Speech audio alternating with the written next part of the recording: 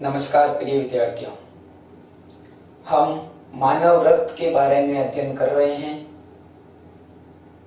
मानव रक्त समूहों की आज हम चर्चा करेंगे कि ब्लड ग्रुप कितने प्रकार के होते हैं और किसने इसकी खोज की। तो प्रारंभ करते हैं मानव रक्त के बारे में। रक्त समूह, ब्लड ग्रुप्स। रक्त समूह के बारे में चर्चा करने से पहले हम ये बता देते हैं कि रक्त जो है इसका अध्ययन हेमेटोलॉजी कहलाता है। रक्त का अध्ययन हेमेटोलॉजी कहलाता है। और जो व्यक्ति रक्त की खोज करता है, रक्त समूहों का पता करता है या रक्त के बारे में जो जानकारी देता है डॉक्टर, उसे हेमेटोलॉजिस्ट कहा जाता है। तथा रक्त का अध्ययन जिस यंत्र में किया जाता है उसे हीमोसाइटोमीटर कहा जाता है। हीमोसाइटोमीटर।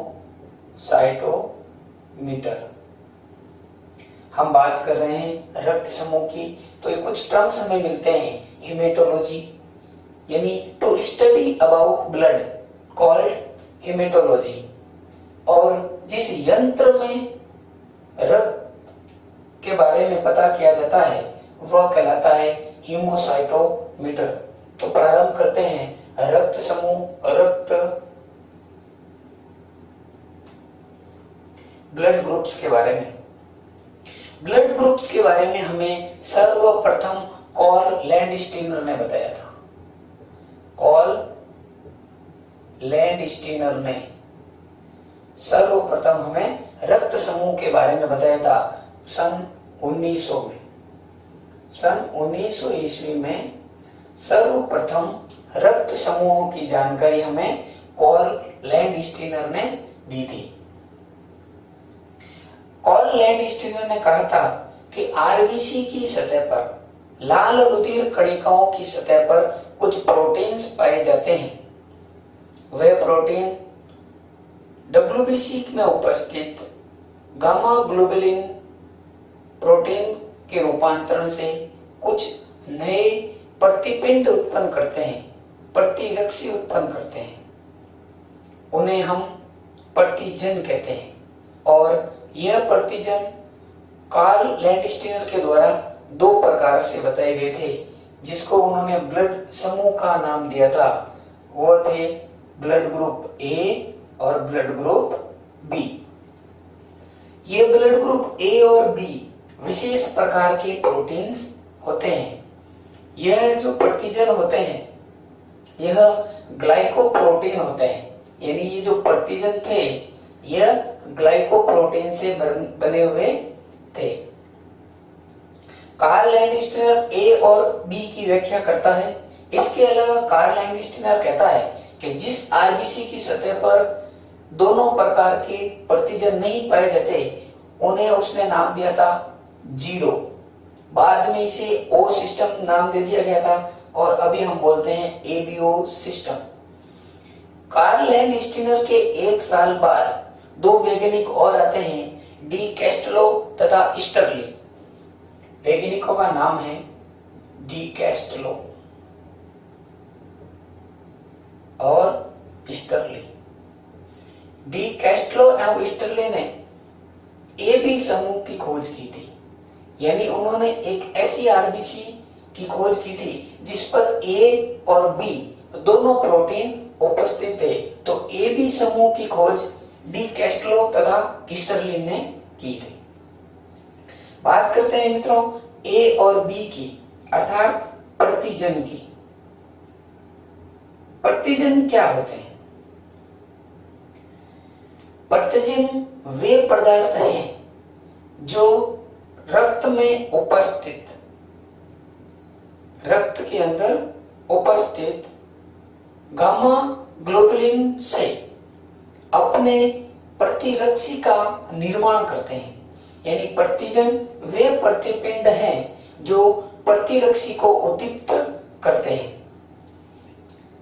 उसके बाद बात करें प्रतिरक्षी की, एंटीबॉडी की। ये एंटीजन और ये एंटीबॉडी। यानी एंटीबॉडी का निर्माण कौन करता है? एंटीजन करता है। किससे करता है? कि एंटीजन खुद ग्लाइकोप्रोटीन होता है। यह प्रोटीन डब्ल्यूबीसी में उपस्थित गामा ग्लोबुलिन के प्रोटीन के रूपांतरण से एक नए प्रतिरक्षी का निर्माण करते हैं। यानी प्रतिजन जाएंगे डब्ल्यूबीसी के पास, और डब्ल्यूबीसी के पास क्या उपस्थित है? Gamma globulin. ये जो गामा ग्लोबुलिन है, इससे प्रतिरक्षी का निर्माण होता है। यानी प्रतिजन खुद डब्ल्यूबीसी में उपस्थित या डब्ल्यूबीसी के पास संश्लेषित गामा ग्लोबुलिन से एंटीबॉडी का निर्माण करते हैं। इसके बाद यदि बात करें हम मित्रों कार्ल लैंडस्टीनर की, तो एक और रक्त समूह की खोज होती है, एक और ग्रुप की खोज होती है, एक और नए प्रोटीन की खोज होती है, और वह प्रोटीन होता है अपना RH फैक्टर, RH कारक। इसका नामकरण RH यह रिसस बंदर में खोजा गया था, इसलिए इसका रिसस से RH फैक्टर से नाम दिया गया था। और ये खोज की थी कार्ल लैंडस्टीनर, और इनके साथ एक और वैज्ञानिक थे वीनर। यानी कार्ल लैंडस्टीनर तथा वीनर ने 1940 में कब की थी RH फैक्टर की खोज? 1940 ईस्वी में। कार्ल लैंडस्टीनर को 1910 में प्राइज मिला था, नोबेल प्राइज। इसके बाद में भी इन्होंने हार नहीं मानी और अपनी खोज को जारी रखा, तथा 1940 में वीनर के साथ मिलकर एक और नए प्रोटीन की खोज कर दी, जिसे हम RH फैक्टर कहते हैं। यह RH फैक्टर की खोज इसलिए की गई क्योंकि जब हमें यह पता चल गया कि ए ब्लड ग्रुप वाले को ए ब्लड ग्रुप वाला खून देने के उपरांत भी कुछ केसेस में उस ग्रही व्यक्ति की मृत्यु हो रही है, तो उन्होंने और खोज की और उन्होंने कहा ब्लड के अंदर कुछ ना ऐसा और है जो इसकी मौत का कारण बन रहा है। तो फिर उन्होंने 1940 में एक और नया फैक्टर खोज निकाला, जिसे हम RH फैक्टर कहते हैं। बात करते हैं मित्रों ABO सिस्टम की। तो ABO सिस्टम देखिए, अपना जो रक्त होता है, मैंने कहा ये ब्लड समूह जो होते हैं, प्रतिजन जो होते हैं, ये अपनी लाल रक्त कणिकाओं के ऊपर रहते हैं। मान लीजिए ये आपकी लाल रक्त कणिका है। लाल रक्त कणिका पर दो प्रकार के प्रोटीन्स होते हैं, यानी इसकी सतह पर पाए जाते हैं। मान लीजिए मैं A को इस प्रकार डिनोट करता हूं तथा B को इस प्रकार के प्रोटीन से डिनोट करता हूं। अर्थात जिस RBC पर, जिस रेड ब्लड सेल पर इस प्रकार के प्रोटीन है, तो इसका ग्रुप कौन सा हो गया? A group. कौन सा ग्रुप हो गया? A, क्योंकि इस पर A प्रकार का प्रोटीन उपस्थित है। ये हो गया इस पर A ग्रुप। अब बात करता हूं मैं दूसरे RBC की। ये अपना दूसरा RBC, इस पर दूसरे प्रकार के प्रोटीन है।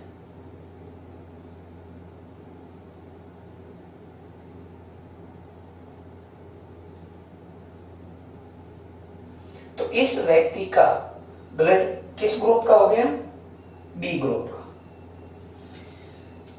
अब डी कैस्टेलो तथा स्टर्लिन ने एक ऐसी RBC खोजी थी जिस पर दोनों प्रोटीन उपस्थित थे, यानी ये भी था और ये भी था, ये भी था। A और B दोनों प्रकार के प्रोटीन उपस्थित थे। तो इस व्यक्ति का ब्लड ग्रुप क्या हो गया? AB। ये तो है अपना ABO सिस्टम, यानी जिस व्यक्ति पर केवल A है वह A ग्रुप, जिस पर B है वह B ग्रुप, और जिस पर दोनों प्रोटीन उपस्थित है वह हो गया अपना AB ग्रुप। ये तो होता है अपना ग्रुप का निर्धारण। अब मान लीजिए किसी व्यक्ति में आरबीसी में ए ब्लड ग्रुप है, तो इसमें एंटीबॉडी जो बनेगा वह बी बनेगा, एंटी ए बनेगा, अर्थात जो एंटीबॉडी बनेगा वह स्मॉल बी प्रकार का बनेगा। जब इस व्यक्ति के अंदर बी ग्रुप का रक्त इसको दिया जाएगा, तो इसके अंदर जो एंटीबॉडी बी है यह इस प्रतिजन को के साथ रिएक्ट करेगा तथा रुधिर का थक्का बनेगा। अब रुधिर का थक्का जब बन जाएगा तो अपना हृदय पंप करके रुधिर का प्रवाह नहीं कर पाएगा, जिससे व्यक्ति की मृत्यु हो जाएगी। तो इस ब्लड ग्रुप ए वाले में जो एंटीबॉडी होता है वह बी प्रकार का होता है तथा बी वाले में जो एंटीबॉडी होता है वह ए प्रकार का होता है तथा ए वाले में किसी भी प्रकार का एंटीबॉडी नहीं पाया जाता।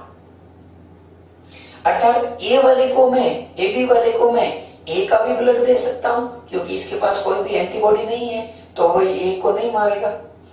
बी वाला भी दे सकता हूं क्योंकि एंटीबॉडी नहीं है। अर्थात ए बी रक्त समूह जो होता है वह ग्राही रक्त समूह होता है, अर्थात इसको सबका खून दिया जा सकता है, इसलिए ये सर्वग्राही होता है।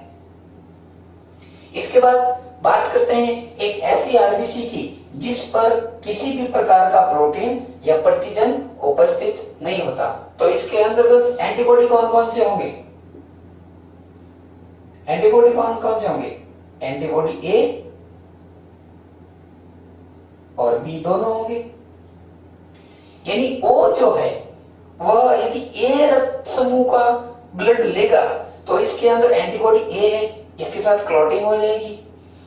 यदि बी रक्त समूह को लेगा तो इसके अंदर एंटीबॉडी बी भी है, अर्थात बी का भी ब्लड ये नहीं ले सकता और ए का तो बिल्कुल नहीं ले सकता क्योंकि इसके पास दोनों एंटीबॉडी है।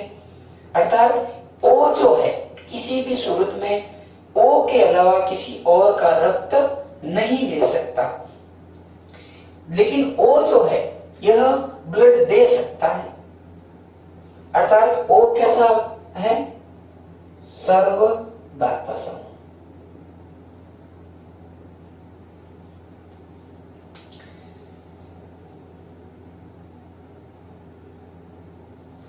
अब बात करते हैं मित्रों आरएच फैक्टर की। आरएच फैक्टर क्या है? आरएच फैक्टर 1940 में मैंने आपको कहा रीसस बंदर में खोजा गया था। आरएच फैक्टर जो होता है यह आरबीसी की सतह के अंदर एवं बाहर पाया जाता है, यानी आरबीसी में जो इस प्रकार से पाया जाता है। टोटल 12 बार क्रॉस करता है। ये प्रोटीन की एक श्रृंखला होती है जो इस प्रकार इसको क्रॉस करते हुए पाई जाती है। जिस आरबीसी के अंतर्गत यह आरएच श्रृंखला होती है वह पॉजिटिव होगा, यानी इसके पास ए भी है और आरएच भी है, तो ये कैसा ब्लड ग्रुप होगा? ये होगा ए पॉजिटिव। यदि ये नहीं हो तो ए नेगेटिव। जिसके पास होगी उसको पॉजिटिव से दर्शाएंगे, जिसके पास नहीं होगी उसको नेगेटिव से। मान लीजिए इस बी के पास केवल बी प्रोटीन है, केवल बी प्रकार का प्रोटीन है, तो इसमें इसका जो ब्लड ग्रुप है वो कौन सा हो गया? बी नेगेटिव, क्योंकि इसके पास पॉजिटिव नहीं है, आरएच फैक्टर नहीं है, इसलिए ये बी नेगेटिव। यदि इसके पास ए और बी है तो ये ए बी और ए बी और ये आरएच तीनों है, तो ये हो गया अपने A B positive, otherwise A B negative होता। ओ है और इस ओ के पास केवल आरएच है, केवल आरएच फैक्टर है, तो ये हो गया अपना ओ पॉजिटिव। और यदि केवल आरबीसी पर किसी भी प्रकार का प्रोटीन नहीं है, ए नहीं है, बी नहीं है तथा आरएच भी नहीं है, तो ये होगा ओ नेगेटिव। ये होता है मित्रों अपना ब्लड ग्रुप। अब बात करते हैं, देखिए ब्लड ग्रुप कौन किसको दे सकता है और कौन किसको नहीं दे सकता।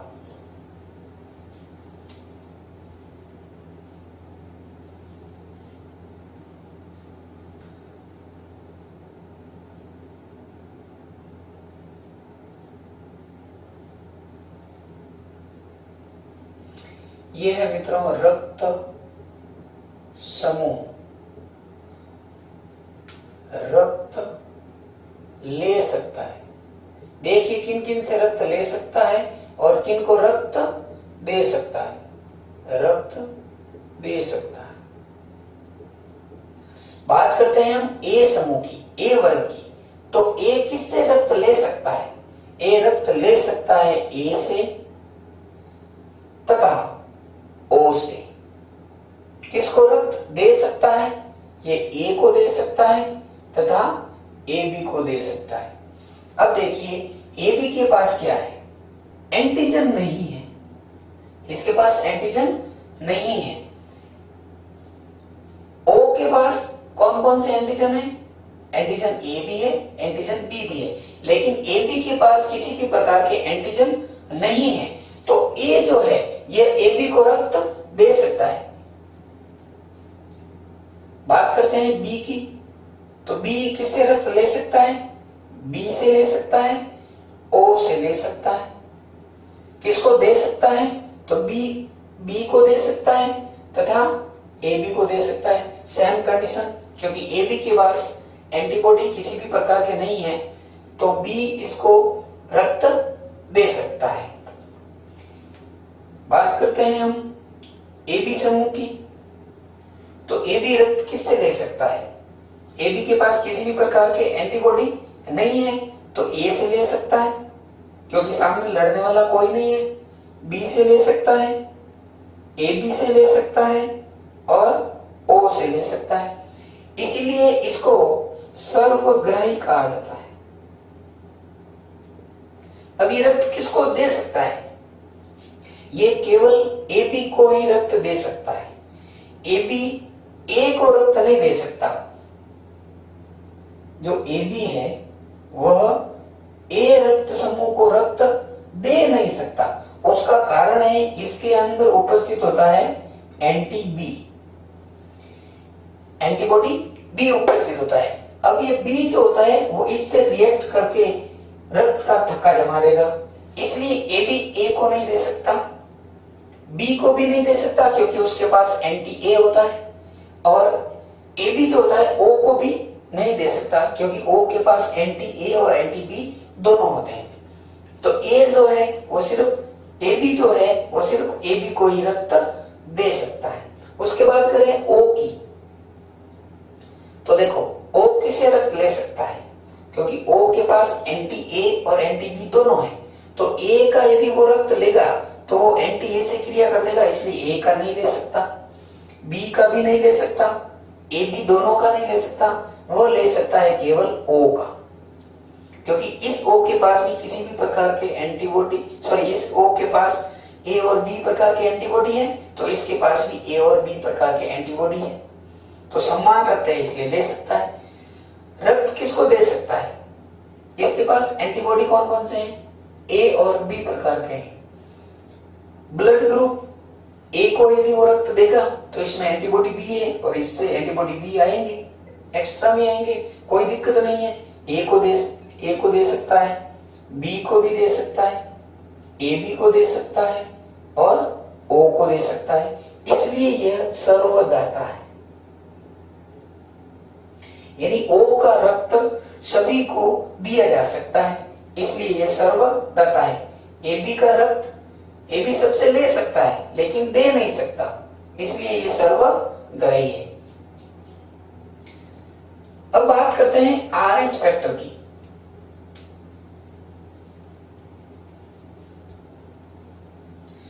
आरएच फैक्टर में क्या होता है कि आरएच फैक्टर भी क्या है? एक प्रकार का प्रोटीन है। यदि जिसमें आरएच पॉजिटिव है उसमें यह प्रोटीन पाया जाता है तो क्या आरएच पॉजिटिव आरएच नेगेटिव को रक्त दे सकता है? क्योंकि इसके पास नहीं है, इसके पास पॉजिटिव चार्ज है। ऐसी कंडीशन में क्या होता है, जब पॉजिटिव वाले का ब्लड नेगेटिव वाले को चढ़ाया जाता है तो पहली बार में इसके बॉडी के अंदर एंटीबॉडी का निर्माण होता है, एंटीबॉडी बनते हैं। लेकिन जब दूसरी बार दिया जाता है उस समय ये एंटीबॉडी इससे क्रिया करेंगे और रक्त का थक्का जमा देंगे। यह क्रिया उस समय होती है जब किसी RH पॉजिटिव वाले का ब्लड RH नेगेटिव वाले ब्लड को चढ़ाया जाता है। और यदि किसी पुरुष का ब्लड RH पॉजिटिव है, मान लीजिए दोनों का A पॉजिटिव और A पॉजिटिव है, ए ब्लड ग्रुप की बात कर रहे हैं, किसी पुरुष का A पॉजिटिव है और महिला का A नेगेटिव है, और इनका यदि विवाह हो जाए तो ऐसी स्थिति में क्या होगा? ऐसी स्थिति में जब ये पॉजिटिव इस नेगेटिव के पास जाएगा, बच्चा जब गर्भ में होता है, भ्रूणी अवस्था में होता है, उस समय प्लेसेंटा से होकर ये जो पॉजिटिव है ये इधर जाता है, तो इस बच्चे के रक्त के अंदर एंटी बॉडी का निर्माण होता है। किसका निर्माण होगा? एंटीबॉडी का। तो जो गर्भ है उसके अंदर एंटीबॉडी का निर्माण होता है। यह जो पहला बच्चा होता है वह नॉर्मल होता है, लेकिन दूसरे गर्भ में जब अडल्ट गर्भ हो जाता है उस समय यह भ्रूण के एंटीबॉडी जो होते हैं वह इससे क्रिया करते हैं तथा रुधिर का थक्का जमा देते हैं और गर्भ में ही बच्चे की मृत्यु हो जाती है। इस क्रिया को एरिथ्रोब्लास्टोसिस फिडेलिस कहते हैं। यह कब होता है? जब बच्चा RH पॉजिटिव हो, उसका पिता RH पॉजिटिव हो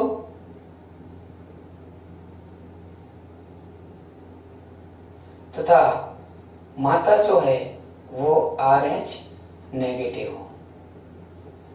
ऐसी ये रेयरेस्ट कंडीशन होती है क्योंकि इसमें सेम ब्लड ग्रुप होना जरूरी है, यदि ए हो रहा हो तो। इसके अलावा बात करते हैं सभी ब्लड ग्रुप के जीनोटाइप की, जीन कोडिंग की। तो जो ब्लड ग्रुप होता है ए, उस पर जो जीन होते हैं वह IA प्रकार के होते हैं। यानी ए ब्लड ग्रुप है तो इस पर IA प्रकार के हैं, या फिर इसमें एक अप्रभावी जीन हो जाता है IO। यानी यदि IA है यानी दोनों प्रभावी जीन है, IO है इसका मतलब एक प्रभावी और एक अप्रभावी जीन है। बात करें B की, तो B के अंदर IB और B, इसके अलावा एक प्रभावी और एक अप्रभावी जीन। बात करते हैं AB की, तो AB पर होता है IA और IB। O ब्लड ग्रुप पर IO और ये O। ये होते हैं जीन टाइप। यदि मैं आपको कहूं कि किसी व्यक्ति का ब्लड ग्रुप A है तथा उस व्यक्ति के पत्नी का ब्लड ग्रुप O है, तो जो संतान होगी उसमें किस प्रकार का ब्लड ग्रुप बनने की संभावना होगी? तो यह क्रिया होती है जीन से। ए वाले पर के पास क्या क्या जीन है? IA, मान लो दोनों प्रभावी जीन है और इसके पास है अप्रभावी जीन। तो यदि IA और IO होगा तो IA IO, यदि ये और ये होगा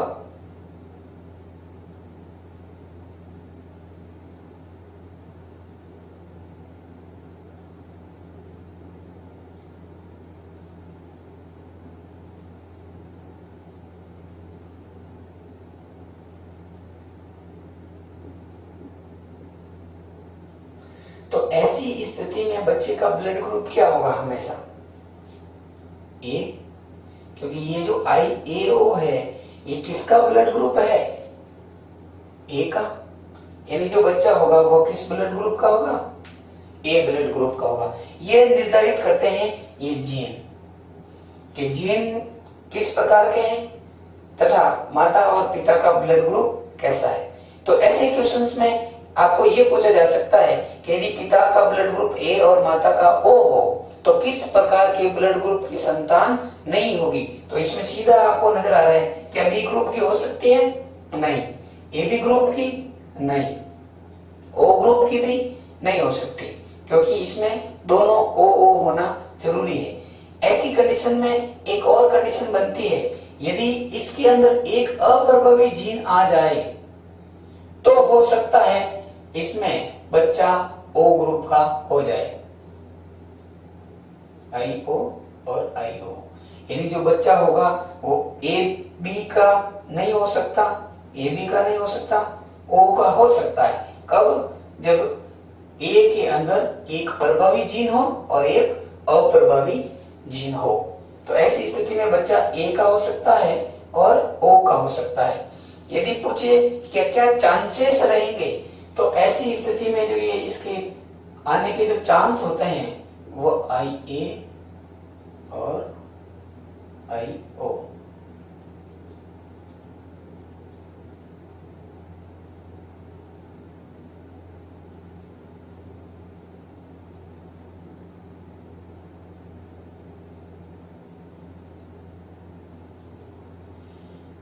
IO और IO।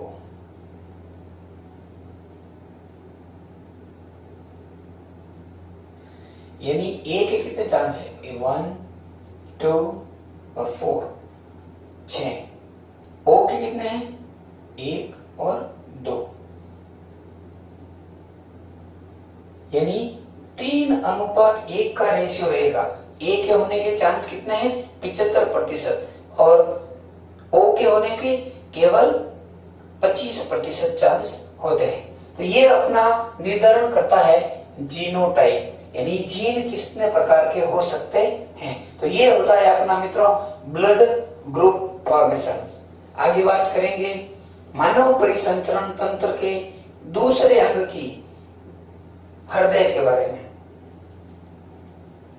तो बात करते हैं मित्रों हृदय के बारे में, हार्ट के बारे में।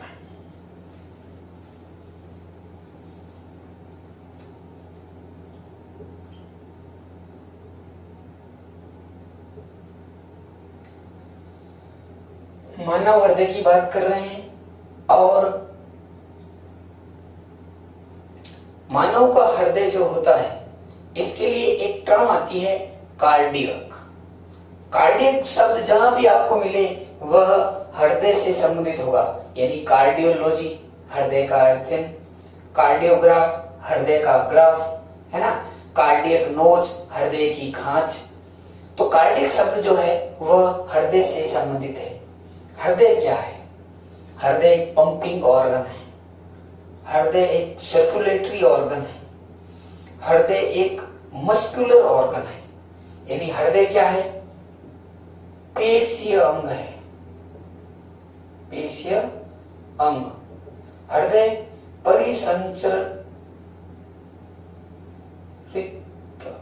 परिसंचरित अंग है, पेशीय अंग है, परिसंचरित अंग है तथा एक पंपिंग अंग है।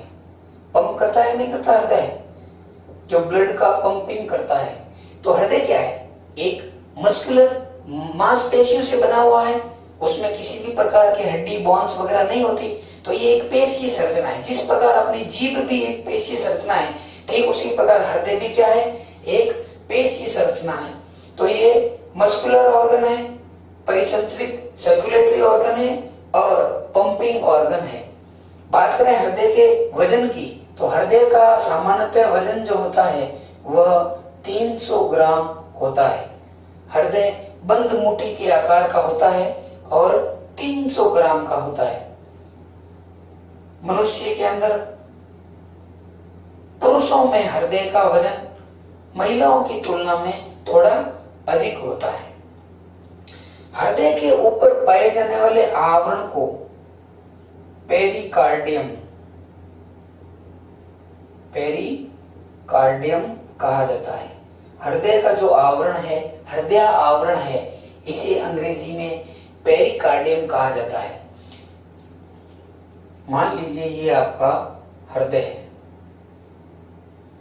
ये इस प्रकार की एक संरचना बना देते हैं, ये हृदय है। तो हृदय का जो ये बाहरी आवरण होता है, जो आउटर इसकी जो मेम्ब्रेन होती है, इसे पेरिकार्डियम कहा जाता है और ये एक दोहरा आवरण होता है। अर्थात इस पर दो परतें होती है, एक परत रेशेदार होती है तथा दूसरी बिना रेशे की होती है जिसे सिलोन्स कहते हैं। रेशेदार को फाइब्रोन्स कहते हैं तथा दूसरी को सिलोन्स कहते हैं। दो परतें होती है। इनके मध्य एक द्रव पदार्थ पाया जाता है दोनों परतों के मध्य, जिसे हृदय आवरणी द्रव कहा जाता है, पेरिकार्डियम लिक्विड कहा जाता है। बात करें यदि हृदय की कोष्ठकों के बारे में, तो मानव का जो हृदय है, मनुष्य का जो हृदय है, इसमें 4 कक्षक पाए जाते हैं। 2 कक्षक ऊपर और 2 ये नीचे। ऊपरी जो कक्षक होते हैं इन्हें आलिंद कहा जाता है। ऊपरी कक्षकों को क्या बोलते हैं? आलिंद। और ये जो नीचे वाले कक्षक हैं इन्हें नीले कहा जाता है। नीचे वाले कक्षकों को क्या बोलते हैं? नीलय। विभिन्न प्रकार के जंतुओं में विभिन्न प्रकार के चैम्बर्ड होते हैं, कोष्ठक होते हैं। मनुष्य के हृदय में 4 कोष्ठक होते हैं तथा 4 प्रकार के ही इसमें वॉल पाए जाते हैं। आलिंद जो है, इनके और नीले के मध्य भी वॉल पाए जाते हैं और देखिए इस प्रकार के वॉल होते हैं और इनके मध्य भी वॉल पाए जाते हैं। एक होता है जिसमें 3 कपाट होते हैं, त्रिकपाटिक वॉल बोलते हैं, ट्राइकस्पिड वॉल, और एक के अंदर होते हैं बाइकस्पिड वॉल या द्विकपाटिक वॉल। इसके अलावा जो ये धमनियां है जो रुधिर को नीले से ले जाती है, वह इन धमनियों के मध्य एक वॉल और पाया जाता है जिसे एरोट्रा वॉल कहा जाता है, आयोटा वॉल कहते हैं। इसके अलावा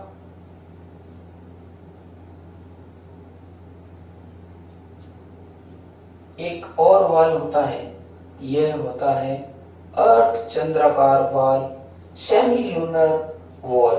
अर्ध चंद्राकार कपाट या सेमीलूनर वॉल इसे कहते हैं। यह है अपना दायां आलिंद और यह है अपना बायां आलिंद। मैंने कहा था हृदय के बाईं तरफ शुद्ध रक्त बहता है तथा दाईं तरफ अशुद्ध रक्त बहता है, और अशुद्ध रक्त जो होता है वह कहाँ जाता है शुद्ध होने के लिए? फेफड़ों के अंदर। यानी यहाँ पर हम बना देते हैं अपना एक फेफड़ा। और जो हृदय से फेफड़ों तक रक्त को ले जाती है, अशुद्ध रक्त को ले जाती है, उसे कहा जाता है फुफ्फुसीय धमनी।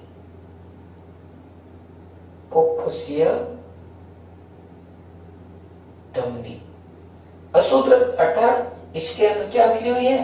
Carbon dioxide. ये अपने लंग्स हैं, फेफड़े हैं, इसके अंदर आकर रक्त शुद्ध होगा तथा शुद्ध रक्त को इस बाएं आलिंद के अंदर डाल दिया जाता है। यह ऑक्सीजन युक्त रक्त है और ये रक्त ले जाने का काम कौन करता है? ये करती है शिरा। और कैसी शिरा है? फुफ्फुस से जुड़ी हुई, फेफड़ों से जुड़ी हुई, तो फुफ्फुसीय शिरा। फुफ्फुसीय शिरा अपवाद है जो शुद्ध रक्त ले जाती है तथा फुफ्फुसीय धमनी अपवाद है जो अशुद्ध रक्त ले जाती है। अदरवाइज जो धमनियां जो होती है वह शुद्ध रक्त को ले जाती है तथा शिराएं हमेशा अशुद्ध रक्त बहता है। देखिए शुद्ध रक्त जो होता है यह अपनी शरीर के विभिन्न ऊतकों और कोशिकाओं में जाता है। मान लीजिए ये अपनी एक कोई सेल है, कोशिका है, जिसके पास शुद्ध रक्त लेके आई है अपनी धमनियां। धमनियों में शुद्ध रक्त बहता है, ऑक्सीजन युक्त रक्त बहता है, ये अपनी कोशिका में आता है। कोशिका में क्या होती है? ग्लूकोज होती है। रक्त के माध्यम से ही ग्लूकोज भी आता है। तो कोशिका के अंदर माइटोकॉन्ड्रिया में क्या होता है? ये ग्लूकोज ऑक्सीजन के साथ क्रिया करके टूटती है और क्या बनाती है? कार्बन डाइऑक्साइड, जल और एटीपी के रूप में ऊर्जा का उत्सर्जन करती है। अब इस कोशिका ने प्रोडक्ट क्या दिया, कार्बन डाइऑक्साइड।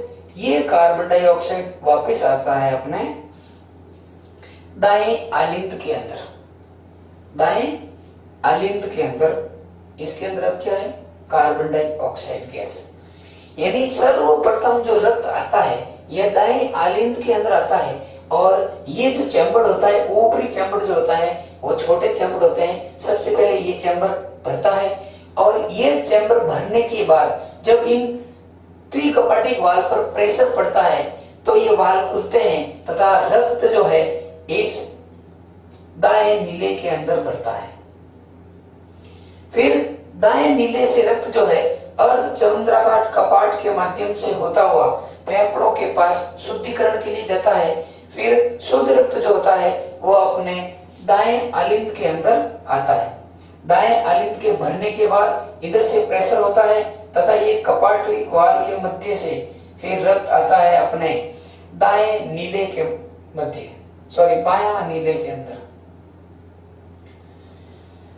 बाएं आलिंद से रक्त किस में आता है, बाएं नीले के अंदर आता है, और ये चैम्बर सबसे स्ट्रॉन्ग चैम्बर होता है। इसके अंदर मांसपेशी संरचनाएं थोड़ी ज्यादा होती है नीलियों के अंदर, और यहाँ से रक्त जो है 120 प्रेशर से यहाँ से पंप किया जाता है, और इस आयोटिक वॉल से होते हुए रक्त जो है पूरे शरीर के अंदर प्रवाह करता है, गमन करता है।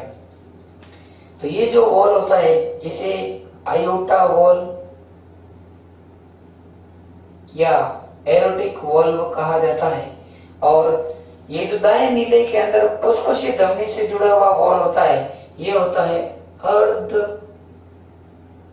चंद्राकार कपाट। सर्वप्रथम जब रक्त जो है आलिंद के अंदर भरता है तब आवाज आती है लब,